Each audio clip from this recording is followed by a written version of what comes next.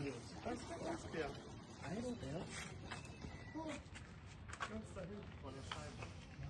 Schatz, ich komme deine Hilfe. Wo ganz da hinten? Du kannst mal hier hochklettern, dann siehst du ihn vielleicht. Nein, so, das gibt es nicht. Ganz da hinten, Mathis.